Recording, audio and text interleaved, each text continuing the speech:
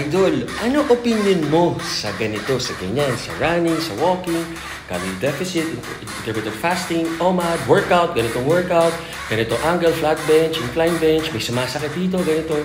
I can only give my opinion na nag-work sa akin at yung mga natutunan ko. Pero ang pinakamahalaga, yung nag-work sa inyo, yung pain-free kayo, yung pasok sa schedule nyo, sa lifestyle nyo, kumbaga yung diet nyo, effortless, yung workout nyo, ini-enjoy nyo, lagi nyo nililook forward to, hindi siya stressful. Kailangan magawa mo siya, not just today, but 5 years from now, and you'll be happy and thanking yourself. Ikaw, hindi thanking me, thanking her, thanking them, thanking yourself. Now you did this lifestyle change, na you prioritized your health, working out, looking good and fit. Side benefit na lang yun ng healthy body and mind and soul.